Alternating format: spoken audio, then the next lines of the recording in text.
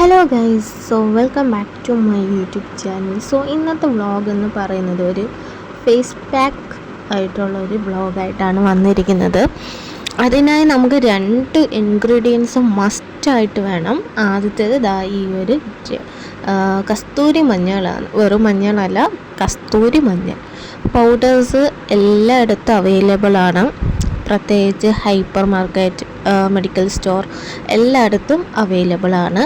പൗഡറിനെക്കാളും കുറച്ചും കൂടെ നല്ലത് പ്രൊഡക്റ്റായിട്ട്, അതായത് ഒരു കസ്തൂരി മഞ്ഞളും സംഭവമായിട്ട് കിട്ടുന്നതാണ് നല്ലത്. അപ്പോൾ ഇപ്പം എങ്ങും കിട്ടാറില്ല, പൗഡേഴ്സാണ് കൂടുതലും അവൈലബിൾ.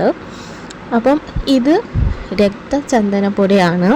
അപ്പം ഇതും വളരെ നല്ലൊരു പ്രൊഡക്റ്റാണ്. ഇതുകൊണ്ടുള്ള ഉപയോഗം എന്ന് പറയുന്നത് നമ്മളെ ഫേസിലെ ടാൻ അങ്ങനത്തെ ഉള്ള ഒരുപാട് ആ ഒരു ഡൾ ഫീൽ എല്ലാം മാറ്റിയിട്ട് ടാനും മാറി, അതേപോലെ നമ്മുടെ ഫേസ് നല്ല പോലെ ബ്രൈറ്റും ആവാൻ വേണ്ടിയിട്ടുള്ളൊരു അടിപൊളി ഒരു ഫേസ് പാക്കാണിത്. അപ്പം ഇതിലേക്ക് റോ മിൽക്ക് തന്നെ ചേർത്താൽ മതി. റോ മിൽക്ക് എന്ന് പറയുമ്പോൾ തിളപ്പിക്കാത്ത നോർമലായിട്ടുള്ള മിൽക്ക് ചേർത്താൽ മതി. അതിനുശേഷം നന്നായി മിക്സ് ചെയ്യുക. നല്ലപോലെ മിക്സ് ചെയ്തിട്ട് ഫേസിൽ അപ്ലൈ ചെയ്യുക.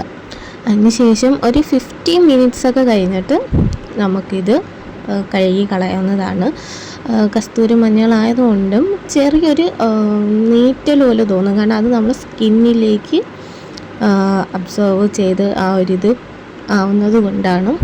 പിന്നെ ഒരു കാര്യം എന്ന് വെച്ചാൽ നമ്മുടെ മുഖത്തെ ഫേഷ്യൽ ഹെയറും ഒരുവിധമുള്ള ഈ ഒരു മഞ്ഞളും ഇതൊക്കെ കൊണ്ട് കുറച്ചായിട്ട് പൊഴിഞ്ഞ് പൊയ്ക്കോളും.